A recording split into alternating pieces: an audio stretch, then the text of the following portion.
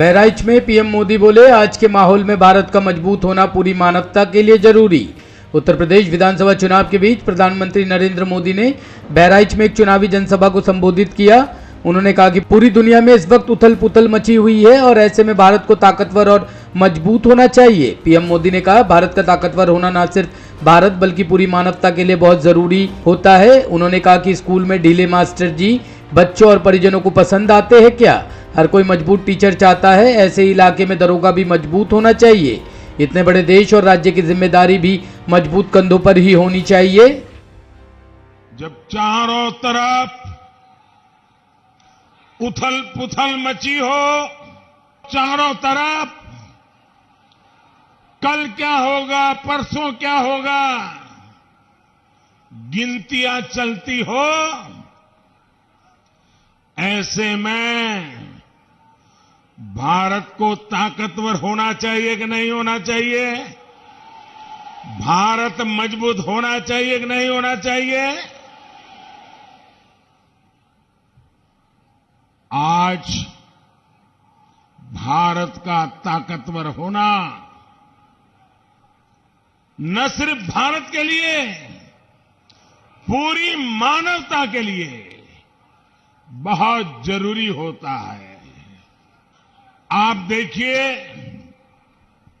School में भी कोई ढीला ढाला टीचर हो तो स्टूडेंट को पसंद आता है क्या?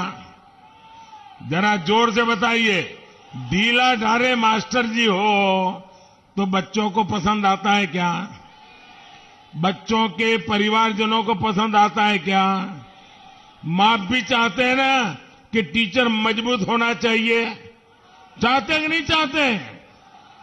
आपके इलाके में दरोगा भी बिल्कुल ढीला ढाला हो तो किसी को पसंद आता है क्या? दरोगा भी मजबूत चाहिए, ऐसा आपको लगता है कि नहीं लगता है? तो भाइयों बहनों, इतना बड़ा देश, इतना बड़ा राज्य, जिम्मेवारी भी मजबूत कंधों पर होनी चाहिए कि नहीं होनी चाहिए? उत्तराखंड के चंपावत में शादी से लौट रहे लोगों की जीप खाई में गिरी, 14 लोगों की मौत। उत्तराखंड के चंपावत में सड़क हादसे में 14 लोगों की मौत हो गई।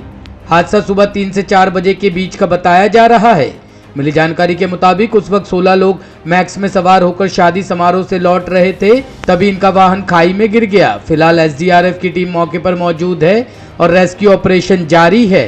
रेस्क्यू टीम घायलों को निकालकर इलाज के लिए अस्पताल भेज चुकी है। अब मृतकों के शव निकालकर उन्हें पोस्टमार्टम के लिए अस्पताल भेज रही है।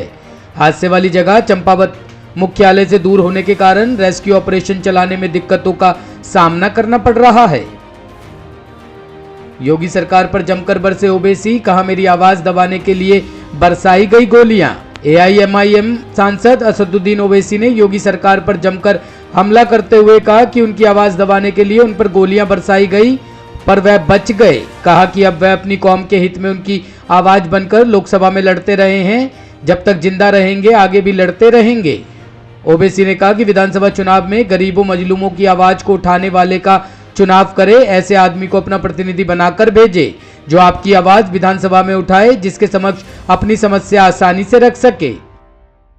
मुझ पर गोलियां इसलिए चलाई गई ताकि मेरी आवाज को खत्म कर दिया जाए, क्योंकि जब देख लिए कि ये ताकत से डरने वाला नहीं है, जब देख लिए कि इख्तिदार से डरने वाला नहीं है, जब देख लिए कि दौलत इसको खरीद नहीं पाएगी, तो उन्होंने सोचा कि चलो गोलियों से इसको खत्म कर देंगे।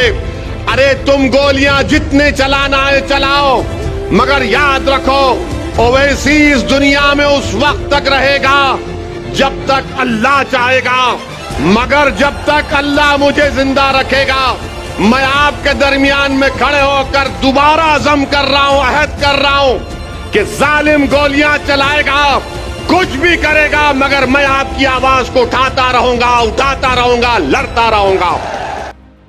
हिजाब में परीक्षा देने पहुंची मुस्लिम छात्राएं, बीएचपी का हंगामा, 15 हिरासत में।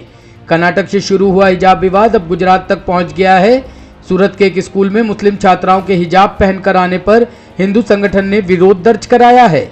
पुलिस ने विवाद को बढ़ने से रोकने के लिए हिंदू संगठन के 15 कार्यकर्ताओं को हिरासत में लिया है। माहौल न बिगड़े इसलिए पुलिस ने आसपास के इलाकों में चौकसी बढ़ा दी है।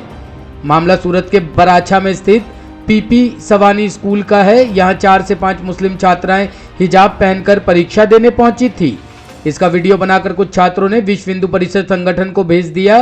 कुछ देर बाद ही बीएचपी के लोग स्कूल पहुंच गए और हंगामा शुरू कर दिया। स्कूल पहुंचे बीएचपी के कार्यकर्ता सीधे प्रिंसिपल से बात करने उनके ऑफिस में पहुंच गए। इसके बाद स्कूल में विवाद शुरू हो गया। कुछ देर में ही पुलिस वहां पहुंच गई और बीएचपी के 15 कार्यकर्ताओं को हिरासत में ले लिया। सोनू सूद के खिलाफ एफआईआर दर्ज, पुलिस ने जब्त की गाड़ी। चुनाव के दिन प्रचार करने का आरोप। पंजाब विधानसभा चुनाव के दौरान पोलिंग बूथ के पास पाए जाने पर सोनू सूद की कार को पंजाब पुलिस द्वारा जब्त कर लिया गया है। इसके बाद जब पुलिस को इस बात की जानकारी मिली कि वह मोगा में अपनी बहन के लिए चुनाव प्रचार कर रहे थे तो उनके खिलाफ एफआईआर दर्ज कर ली गई है। सोनू सूद के खिलाफ आईपीसी की धारा 188 के तहत मोगा सिटी पुलिस स्टेशन में मामला दर्ज किया गया है। आपको बता दें कि सोनू सूद की बहन मालविका सूद सच्चर मोगा से कांग्रेस उम्मीदवार के तौर पर चुनाव लड़ रही है। मतदान के दिन सोनू सूद की गाड़ी को जब्त कर लिया गया और उन्हें घर भेज दिया गया।